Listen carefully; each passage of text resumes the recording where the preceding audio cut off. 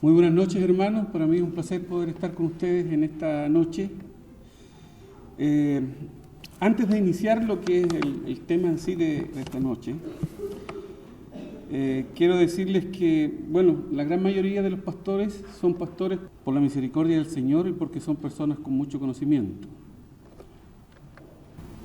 Excepto yo solo soy por la misericordia del Señor.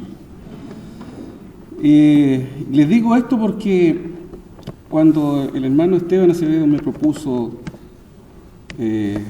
realizar esta actividad y me habló de hacer una conferencia, en ese momento la palabra conferencia me parecía para mí muy grande como para estar participando en la exposición. Y ahora todavía me ocurre exactamente lo mismo.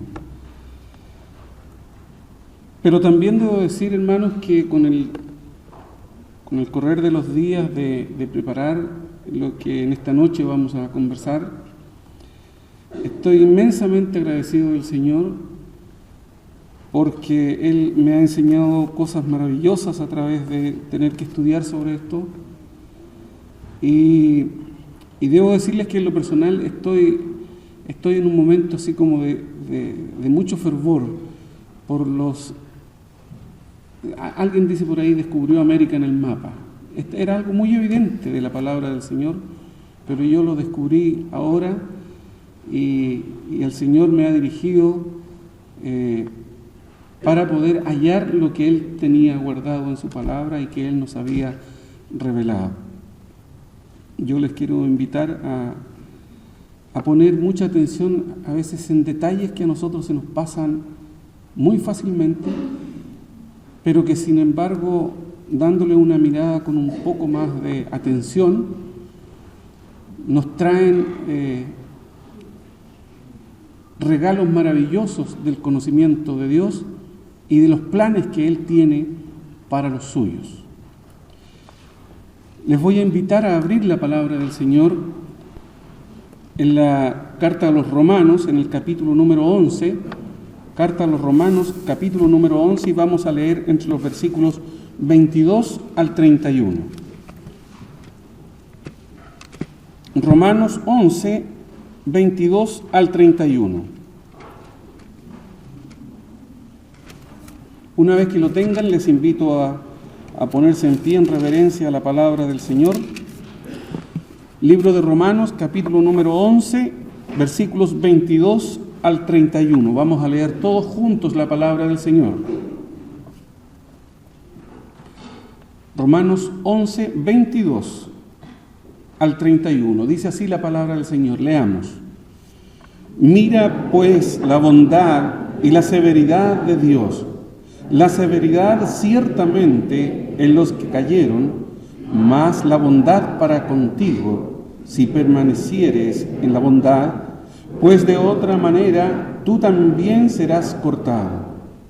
Y aun ellos, si no permanecieren en incredulidad, serán ingeridos.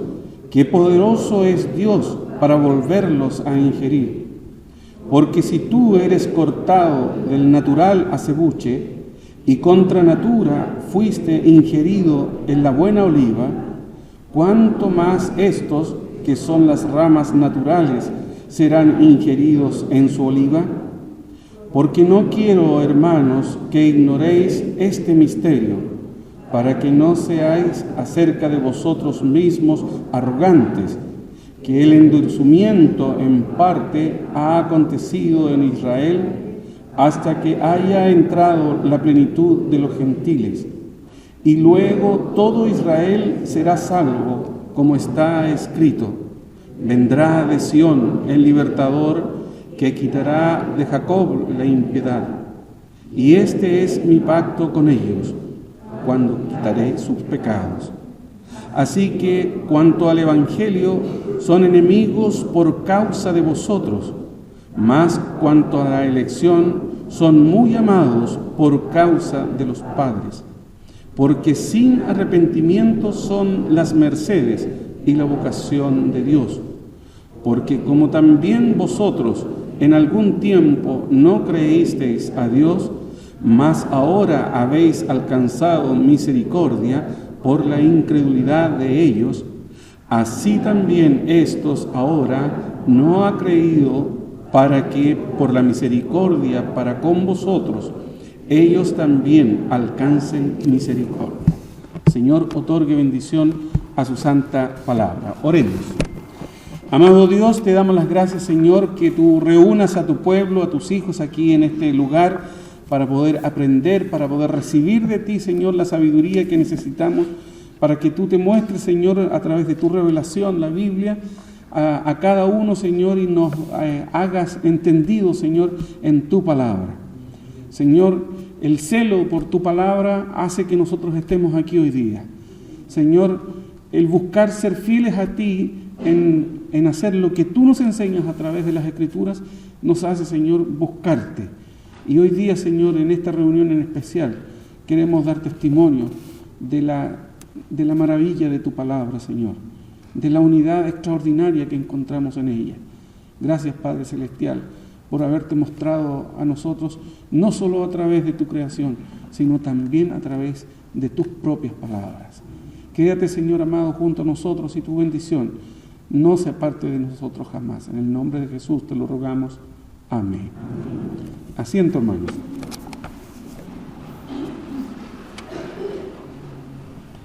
Yo he querido compilar un poco la idea a través del tema que me determina nuestro hermano Esteban para esta oportunidad.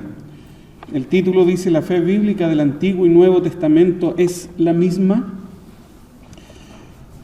La finalidad del tema es mostrar y demostrar que la Biblia, en sus originales y sus copias más fieles, versión 1909, presenta un único plan de salvación a través de toda la historia de la Iglesia y de la humanidad, asumiendo así la unidad de los libros que la componen, la inspiración de sus escritores y la autoría única de Dios.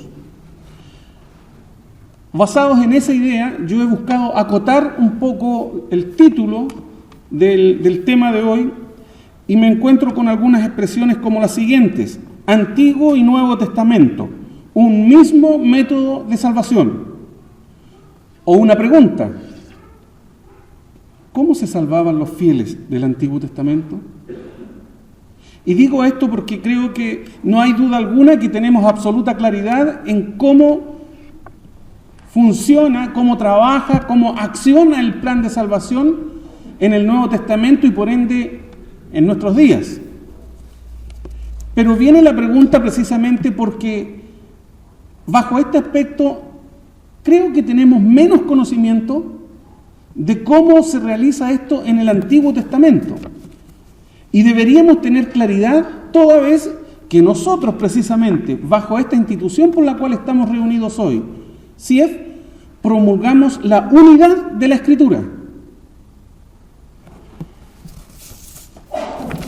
Cuando el cristiano común se enfrenta a esta pregunta, no es raro que no acepte de buenas a primeras que una persona podría ser salva en el periodo del Antiguo Testamento de la misma manera en que una persona puede ser salva hoy en día. Es decir, que la persona que vivió antes del tiempo de Cristo habría sido salvada por la gracia mediante la fe en un Redentor que habría de venir. Del mismo modo que en la actualidad una persona es salva por la gracia mediante la fe en el Redentor que ya vino. Esta diferencia de tiempo histórico en relación a desde qué punto miramos a nuestro Señor Jesucristo es un asunto meramente temporal, al cual estamos sujetos los hombres, pero que en ninguna manera influye en Dios para trazar un plan con base única de salvación que involucra de la misma forma a toda la humanidad por las edades. ¿Cuáles son las respuestas más comunes que se encuentran cuando se plantea esta idea de qué forma alcanzaban la salvación los santos del Antiguo Testamento? Hay algunas, por ejemplo, que dicen que las grandes figuras del Antiguo Testamento se salvaban por ser judíos. Así simplemente, por ser judíos.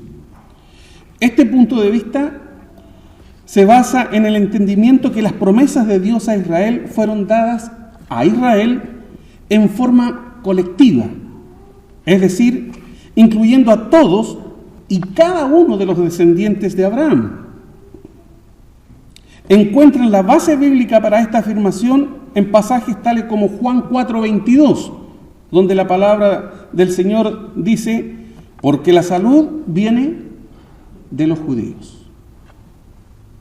Además, debemos decir que este punto de vista era compartido y muy aceptado en su mayoría por los judíos del tiempo de los apóstoles y los judíos del tiempo de Jesús. Como de alguna manera deja esto en evidencia el hecho del trato que el apóstol Pablo le da a este tema casi en todo el capítulo número 9 del libro a los Romanos. Otra respuesta a esta pregunta, insisto, ¿cómo alcanzaban la salvación los santos del Antiguo Testamento? Hay quienes dicen, y siendo también un punto de vista erróneo, pero que también es bastante más extendido que cualquier otro, es que las figuras del Antiguo Testamento fueron salvas porque fueron fieles a la ley. Por supuesto, este punto de vista no explica algunos hechos, como por ejemplo, ¿cómo pudieron llegar a ser salvos aquellos que vivieron antes de que fuera promulgada la ley?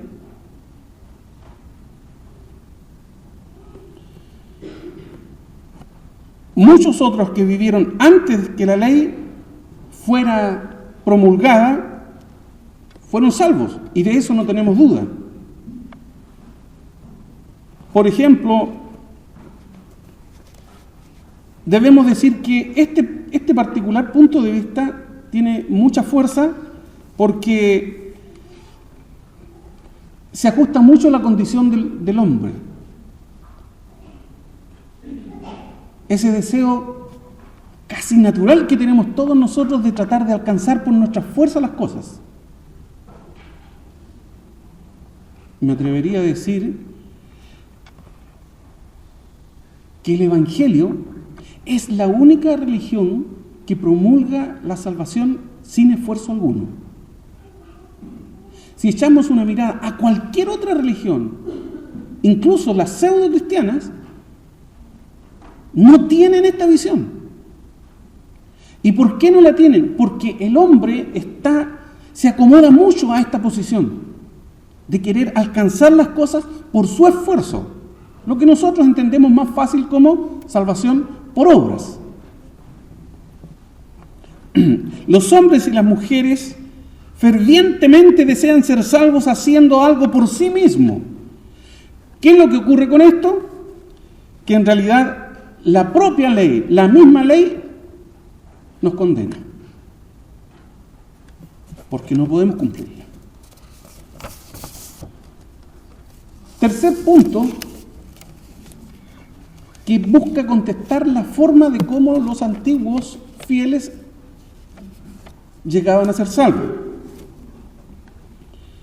Algunos podrían decir que las figuras del Antiguo Testamento fueron salvas por cumplir con los sacramentos, o dicho de otra forma, por cumplir con los sacrificios, además de otros ritos específicos que formaban parte de la vida del pueblo judío y que todos estaban enmarcados dentro del código levítico.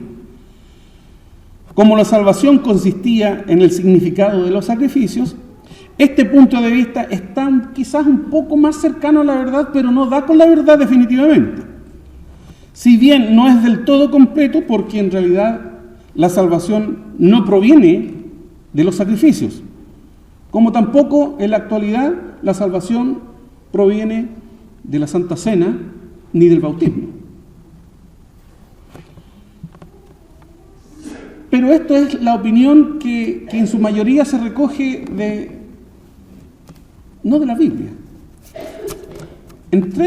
Adentrémonos entonces a ver qué es lo que principalmente el apóstol Pablo, y en otros casos la Escritura en otros lugares, nos enseña para que nosotros entendamos esta situación que no es fácil, que es un poco compleja, especialmente en lo que se refiere al pueblo de Israel.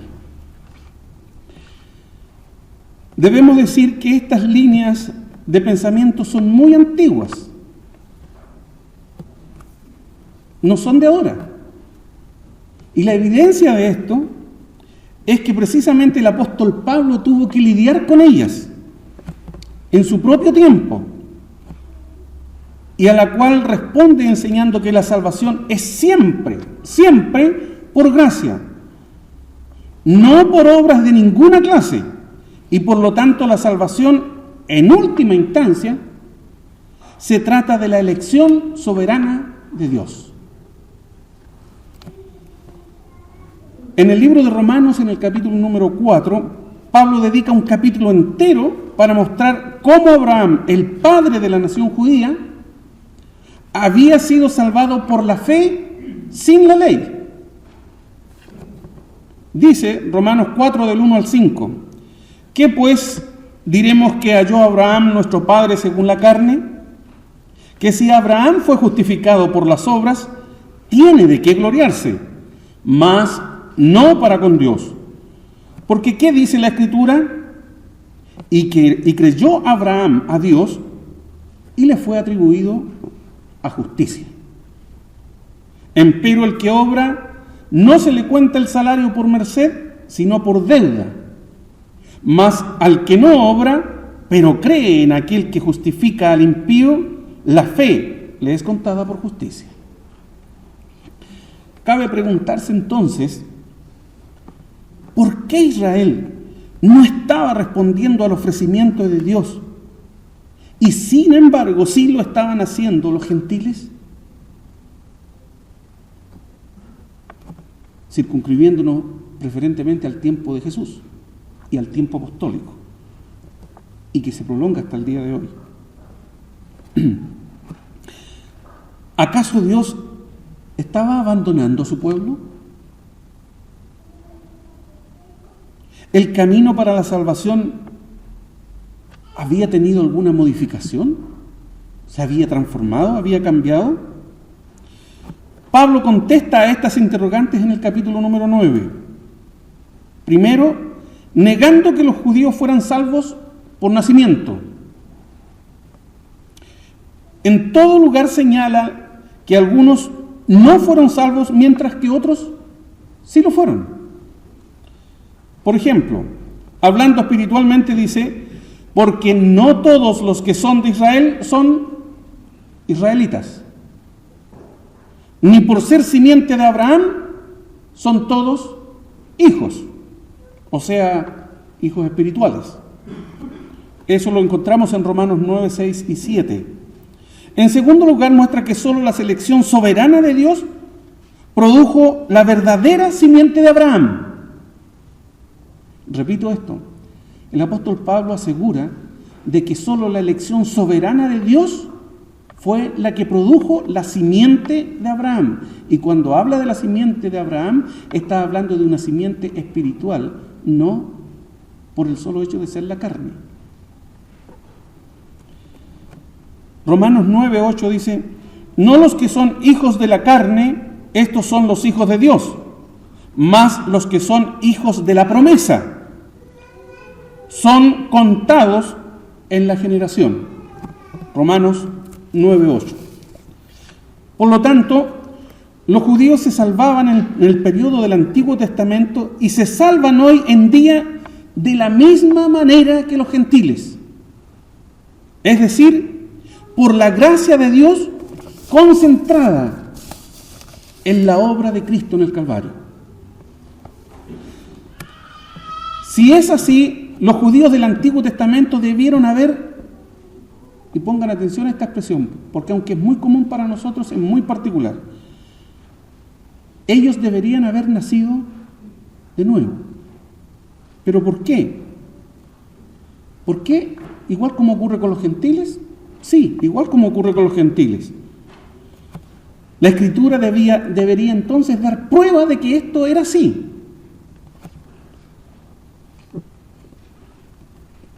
El nuevo nacimiento como tal solo lo encontramos en 3 pasajes en la Escritura. En Juan capítulo 3, versículo 3, también en el capítulo 3, pero en el versículo 7, y en Primera de Pedro 1, 23. Sin embargo, la palabra del Señor da pruebas de que los santos del Antiguo Testamento también nacían de nuevo, también experimentaban el nuevo nacimiento. En el Antiguo Testamento hay una cantidad de versículos que declaran que el corazón convertido, cambiado, es el aspecto central de la salvación y no el sacrificio. Veamos aquí algunas muestras de versículos que nos señalan esto. En el libro de Génesis, en el capítulo número 15, versículo 16, dice: y creyó a Jehová y contóselo por justicia. Hay allí algo especial que no tiene nada que ver con sacrificios y obras, sino con una condición interior del corazón. Habacuc 2:3. He aquí, se enorgullece aquel cuya alma no es derecha en él, mas el justo por la fe vivirá. Creo que ustedes no creerían que esto fue algo dicho por Lutero. Porque la verdad Lutero estaba citando a Pablo en el Nuevo Testamento. Pero Pablo estaba citando a Habacuc en el Antiguo Testamento. Y este nos está diciendo de que la forma de poder llegar a Dios es a través de la fe. En el Antiguo Testamento, a través de la fe, sí, hermano. La palabra del Señor lo asegura así. Otro pasaje, Salmo 51, 16 y 17. Porque no quieres tu sacrificio que yo daría, no quieres holocausto. Los sacrificios de Dios son el espíritu quebrantado. Al corazón contrito y humillado, no desprecias tú, oh Dios. Es decir, había una condición interior, una condición de corazón que era ineludible en el encuentro con Dios. Todo el capítulo 11 del libro de Hebreos enseña que los santos del Antiguo Testamento eran salvos por fe. Lo acabamos de leer en la lectura devocional. No eran justificados por el código levítico, ni por las acciones según lo indicaba la ley. Los creyentes del Antiguo Testamento recibían un corazón convertido antes de la cruz. Es decir, recibían el nuevo nacimiento, igual que sucede con los cristianos después de la cruz. Hay un hecho, debo confesarles que cuando estaba trabajando en este tema, estaba en mi computador, por allá estaba mi señora trabajando en sus cosas en otro computador, por allá estaba mi hijo trabajando en cosas de la universidad en otro computador, por acá estaba mi hija estudiando, y de pronto yo investigando y buscando información en el computador, leí algunas cosas y me parecían tan sensacionales, y lamento si no los puedo entusiasmar al grado de lo entusiasmado que estoy yo con esto, ¿no? Pero yo miraba, leía y me daba una risa de gozo, y Natalia me miraba y me decía: papá, ¿estás chateando? Pero no, porque seguramente ellos, de pronto los veo reírse por lo que conversan entre ellos. Yo estaba mirando algo que realmente me embargaba de gozo, y me reía y me gozaba mucho. Por allá el hijo de pronto me sentía reír y miraba. Así me siento con lo que el Señor me ha entregado. Hay un elemento que lo vamos a encontrar ahora como apoyo de la palabra del Señor, a esta idea sobre el nuevo nacimiento, que no solo es un asunto del Nuevo Testamento y de este tiempo, sino que también de los santos del Antiguo Testamento. El caso de Nicodemo. Cuando Jesús habla con Nicodemo, es categórico al decirle: de cierto te digo que el que no naciere otra vez no puede ver el reino de Dios. El que no nace otra vez no puede ver el reino de Dios.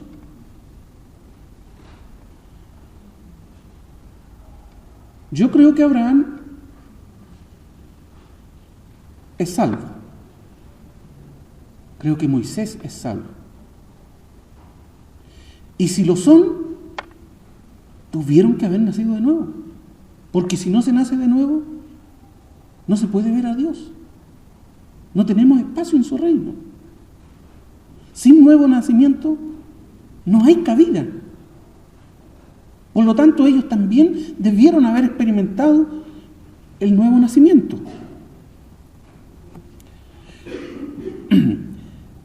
Si lo que Jesús conversa con Nicodemo, diciéndole: de cierto te digo, que el que no naciere otra vez no puede ver el reino de Dios, diríamos entonces Noé, Abraham, Moisés, David, Elías, Job, Daniel y todos los demás santos del Antiguo Testamento tenían que nacer de nuevo, porque de otro modo no los veremos en el reino de los cielos. Pero hay un elemento: Moisés y Elías fueron vistos. Ellos fueron vistos, y es una evidencia todavía más categórica que los anteriores, porque ellos fueron vistos después de haber muerto en el Nuevo Testamento, en la Transfiguración. Ellos fueron vistos. Por lo tanto, no hay duda alguna, ellos son salvos. Si por alguna cosa alguien dudara que otro fue salvo. Pero estos fueron vistos y son salvos. Por lo tanto, si lo son, debieron haber experimentado el nuevo nacimiento, porque no se puede entrar al reino de los cielos sin nuevo nacimiento. La palabra no la dice ni siquiera un apóstol, que de por sí, por la inspiración de Dios, ya tiene la autoridad suficiente. Pero el hecho de que las diga el mismo Señor Jesucristo es todavía más potente.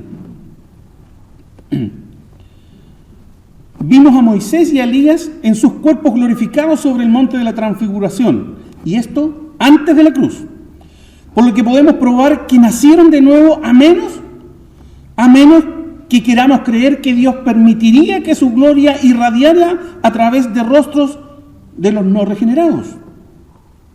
Es obvio entonces que estos hermanos de la antigüedad habían experimentado un cambio en sus corazones, y nacer de nuevo es cuestión de experimentar un cambio de corazón. Y os daré corazón nuevo, y pondré espíritu nuevo dentro de vosotros, y quitaré de vuestra carne el corazón de piedra, y os daré corazón de carne, y pondré dentro de vosotros mi espíritu, y haré que andéis en mis mandamientos, y guardéis mis derechos, y los pongáis por obra. Ezequiel 26, 36, 26 al 27. Cuando Jesús hablaba con Nicodemo, la cruz todavía estaba en el futuro, y sin embargo allí, Él, el Señor Jesús, efectúa una declaración doctrinal que muchos piensan se aplica únicamente a la iglesia actual, a la del Nuevo Testamento. 2 versículos. En Juan 3:3 y el otro se encuentra en Juan 3:10. Jesús aquí responde y le dice: de cierto te digo, que el que no naciere de nuevo no puede ver el reino de Dios. Creo que ya lo tenemos claro. Pero más adelante en el versículo número 10, el Señor Jesús dice otra cosa. Le dice, dirigiéndose a Nicodemo: ¿eres tú maestro de Israel y no sabes esto? ¿Sabe, hermano, cuántas veces esta cuestión se me pasó Pero si habrá un pasaje que hemos leído harto, es este. Ahora, ¿cuál es la importancia de esto? Que yo no la había encontrado. Aunque solamente Nicodemo tenía el Antiguo Testamento como escritura, el Señor esperaba que entendiese lo que era nacer de nuevo. Por eso es que le dice, ¿eres tú maestro de Israel y no sabes lo que es nacer de nuevo? Como diciéndole, pero si tú tienes el Antiguo Testamento, tienes las Escrituras y son suficientes para que tú entiendas qué es nacer de nuevo. Hermanos, la cruz todavía no venía, no había ocurrido, no había sacrificio de Jesús todavía. Pero el Señor Jesús le dice a Nicodemo que el nacer de nuevo debería haber sido un asunto que él lo entendiera claramente, más aún por ser maestro del pueblo de Israel. ¿Cómo podría entonces? Porque ahora viene la pregunta, de la expresión de Jesús viene la pregunta. Si Jesús dice, tú eres maestro de Israel y no sabes esto, entonces viene la pregunta, ¿cómo pudo haber sabido entonces? ¿O cómo puede responsabilizar el Señor Jesús a Nicodemo de la obligación que tenía de haber sabido esto? Entendemos que el Señor Jesucristo no nos va a responsabilizar si no estaban los elementos necesarios y suficientes para que sí Él lo entendiera. ¿Cómo podría haberlo entendido Nicodemo el principio de nacer de nuevo, incluso antes que Jesús muriera en la cruz? La respuesta es, solo podría haber entendido el concepto de nacer de nuevo antes de la cruz si los creyentes del Antiguo Testamento hubieran podido nacer de nuevo antes de la cruz. Jesús esperaba que Nicodemo supiera, como escriba de su tiempo, que la salvación no era cuestión de adherir a una doctrina correcta, sino resultado de un corazón convertido. Sea en el Antiguo o en el Nuevo Testamento, no hay diferencia en el método de salvación. La única diferencia es la doctrina. Y la doctrina está determinada por cómo decidió el Señor revelarse en un tiempo y en otro. Asimismo, antes del hombre, en un momento dado. Los santos del Antiguo Testamento y los cristianos tienen doctrinas diferentes, pero el método de salvación es el mismo. Porque no quiero, hermanos, dice 1 Corintios 10, del 1 al 4, que ignoréis que nuestros padres todos estuvieron bajo la nube y todos pasaron la mar, y todos en Moisés fueron bautizados en la nube y en el mar, y todos comieron la misma vianda espiritual, y todos bebieron la misma bebida espiritual, porque bebían de la piedra espiritual que los seguía, y la piedra era Cristo.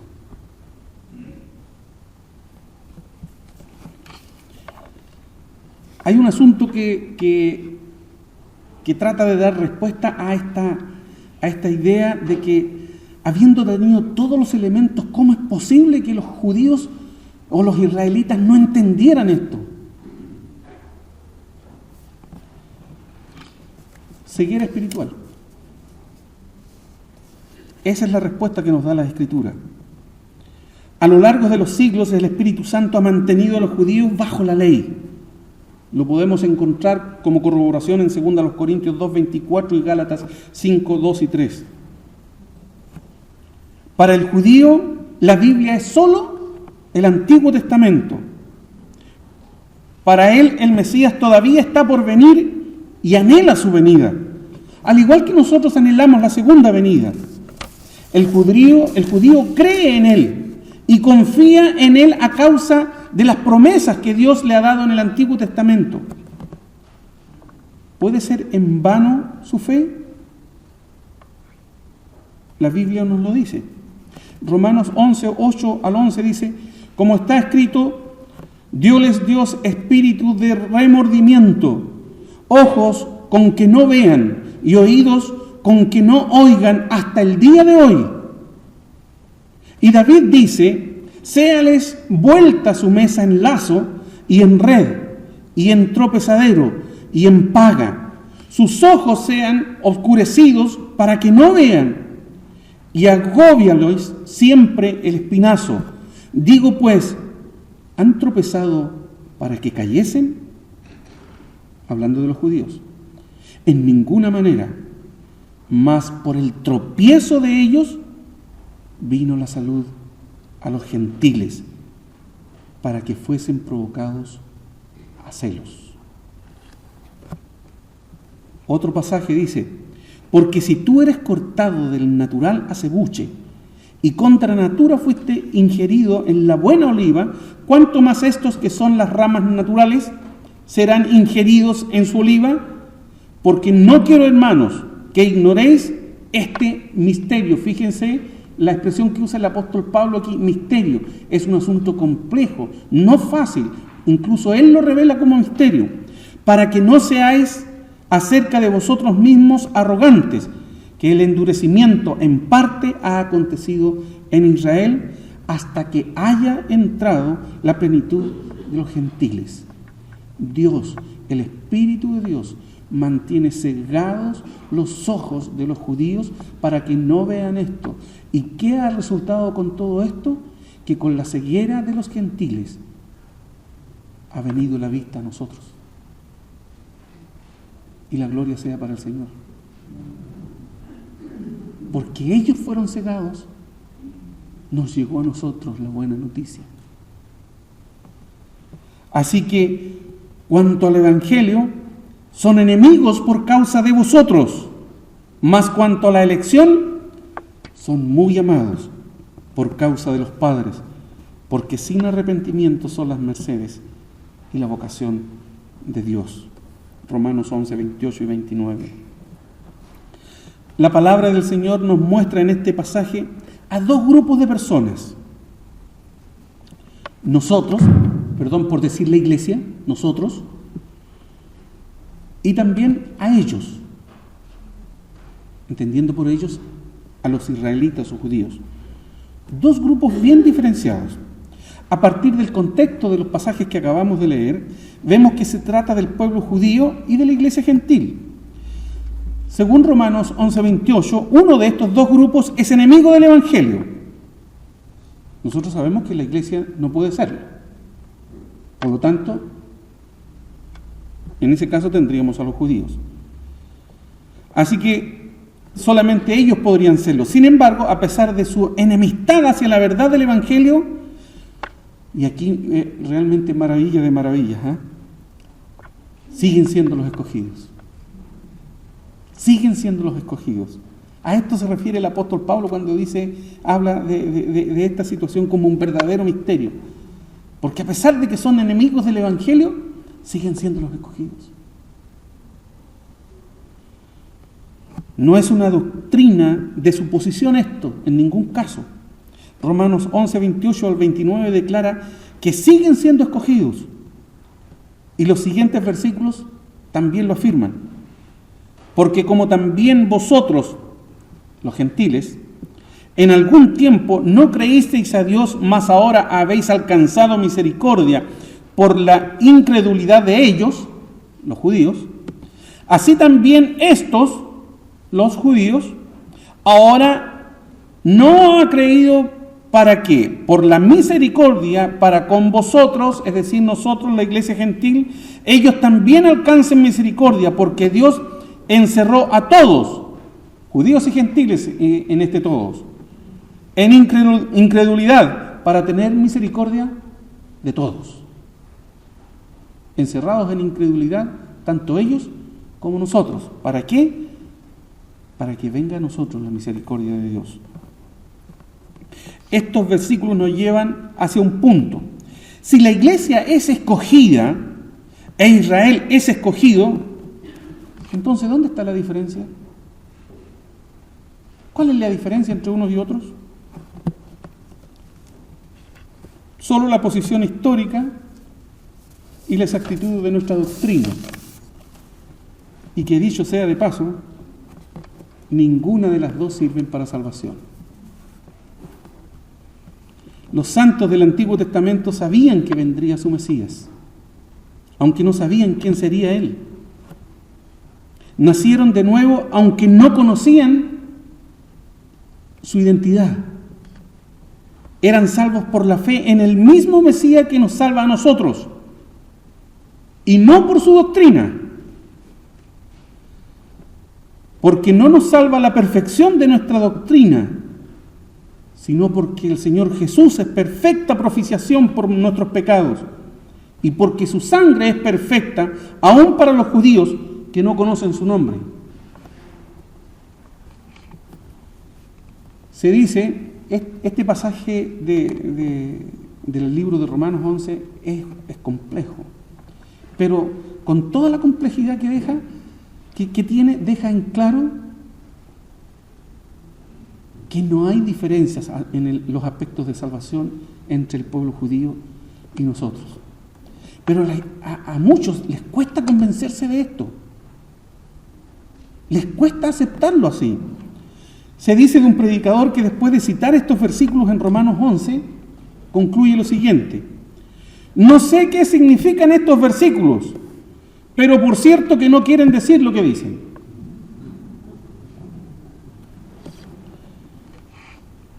Lo que quiere decir es que no fue Israel la que fue injertada en la iglesia, sino que fue la iglesia la que fue injertada en Israel. Romanos 11:17. Otro elemento que también me sorprendió muchísimo. Hay un aspecto sobre la sangre del Señor Jesucristo que lo encontré tan especial, porque deja a la vista el inmenso amor del Señor. Jesús estaba rodeado, citando un instante de la vida del Señor Jesucristo antes de la crucifixión. Jesús estaba rodeado por una muchedumbre que se burlaba de él y tenía delante de sí a Pilato. Pilato quería liberarlo, pero la multitud clamaba por su crucifixión. El Señor los amó, les enseñó, los alimentó, sanó a todo quien acudía a él. Los fariseos sabían quién era él, y aún así lo querían muerto. La palabra del Señor dice: Pilato les dijo: ¿qué pues haré de Jesús que se dice el Cristo? Dícenle todos: sea crucificado. Y el presidente les dijo: pues qué mal ha hecho. Mas ellos gritaban más diciendo: sea crucificado. Y viendo Pilato que nada adelantaba, antes se hacía más alboroto, tomando agua se lavó las manos delante del pueblo diciendo: inocente soy de la sangre de este justo, veréislo vosotros. Y respondiendo todo el pueblo dijo: su sangre sea sobre nosotros y nuestros hijos. Pasaje de Mateo capítulo 27, versículo 22 al 25. ¿De qué manera somos salvos, hermanos? ¿De qué manera somos salvos nosotros? Porque la sangre de Jesús está sobre nosotros. La sangre del Señor Jesucristo es la que limpia de todo pecado. Allí en ese pavimento antiguo, los judíos pronunciaron lo que pensaban que sería una verdadera maldición para ellos: su sangre sea sobre nosotros y sobre nuestros hijos. Sin embargo, la verdad, hermano, no creo yo, la verdad, que Dios lo viera de ese modo. Probablemente con indescriptible amor y misericordia, miró al pueblo que Él mismo había cegado en beneficio de nosotros, y es probable que dijera: sea de acuerdo a las palabras que han pronunciado. Y esa misma sangre que nos limpia a nosotros, pensando ellos que era traer una maldición, sea también para lavarlos a ellos.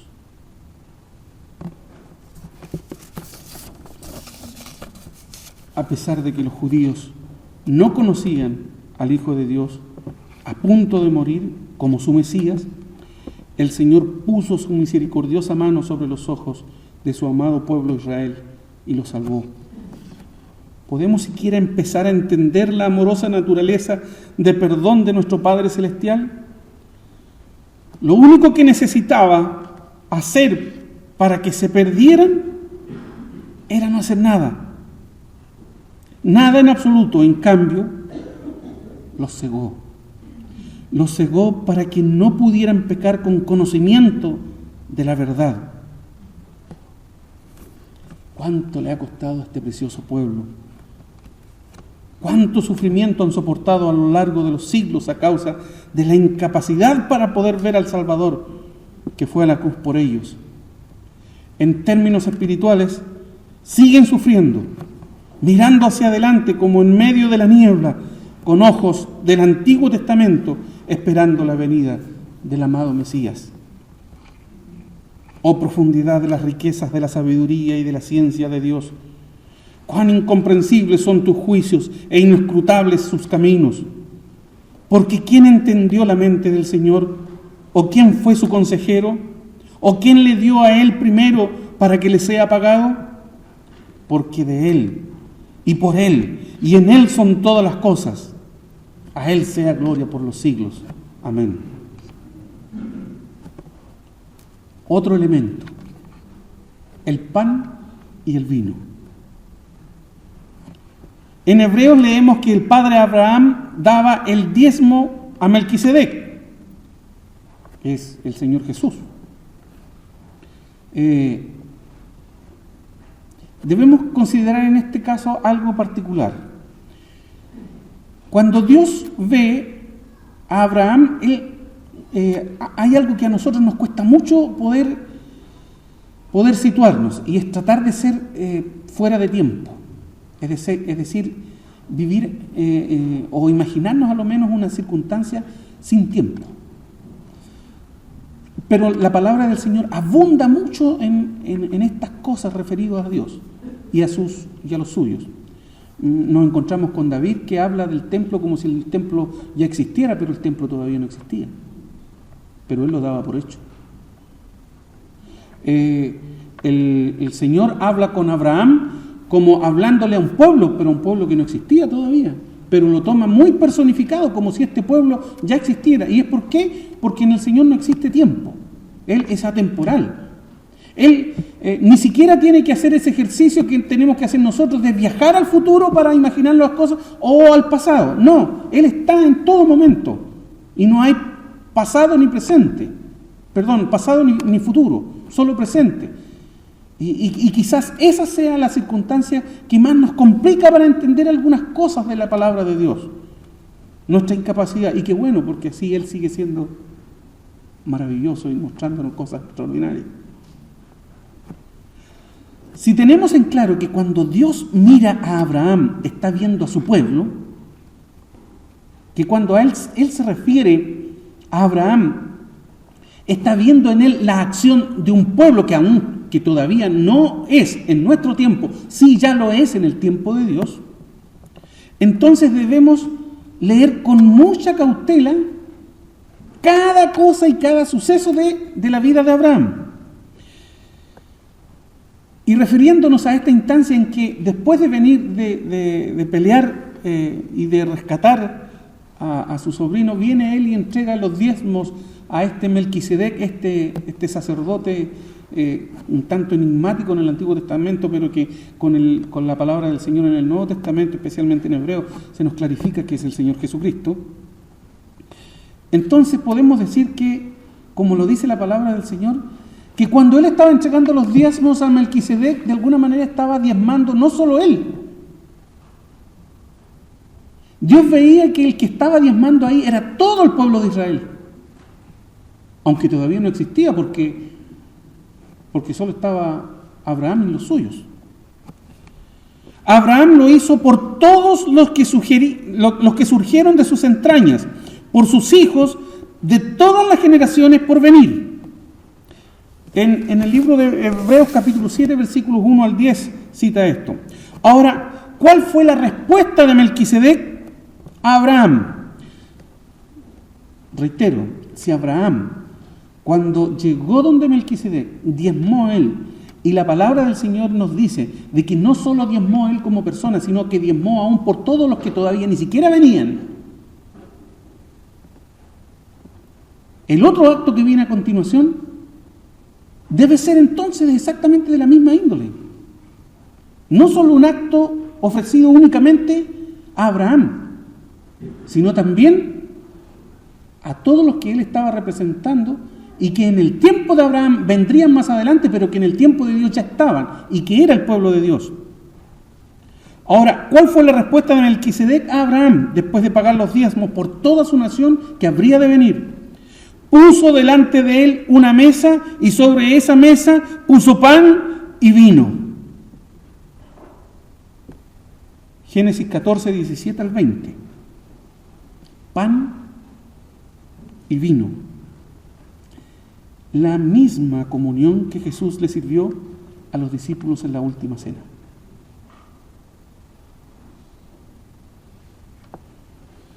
Yo me sorprendí tanto con esto.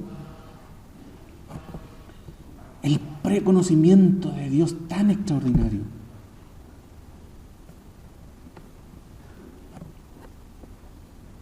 Creo que deberíamos tener ojos para ver lo que el Señor Jesús hizo a través de Abraham y para su semilla física por toda la eternidad. Así como Abraham daba el diezmo por los hijos de Israel, aún por nacer, de manera similar Jesús estuvo en comunión con todos los hijos de Israel aún no nacidos. Y nuestro Dios es un Dios que mantiene su pacto. Con amor eterno te he amado, por tanto te soporté con misericordia, aún te edificaré, y serás edificada, oh Virgen de Israel, todavía serás adornada con tus panderos y saldrán en corro de danzantes, aún plantarás viñas en los montes de Samaria, plantarán los plantadores y harán común uso de ellas, porque habrá día en que clamarán los guardas en el monte de Efraín, levantaos y subamos a Sión, a Jehová nuestro Dios, porque así ha dicho Jehová, regocijaos en Jacob con alegría y dad voces de júbilo a la cabeza de gentes, haced oír, alabad y decid, oh Jehová, salva a tu pueblo, el resto de Israel. Jeremías 31, del 3 al 8. Si el pueblo de Dios hubiera reconocido a Jesús como su Mesías, habría sido absorbido en la iglesia o viceversa. Y hasta es posible que los judíos como pueblo no hubieran desaparecido de la faz de la tierra. ¿Qué importancia podría tener esto? Bueno, jamás se habrían cumplido un sinnúmero de profecías que dependía de que los judíos no conocieran a Jesús como su Mesías. En conclusión, la palabra de Dios nos entrega abundante información sobre la perfecta unidad que hay entre cada libro que lo compone y de la misma manera nos muestra que esa unidad divina está entre el Antiguo y el Nuevo Testamento y como prueba de ello, el método de salvación entre ambos pactos no cambia, sigue siendo el nuevo nacimiento a través de la fe en el Mesías Jesús. Que el Señor les bendiga.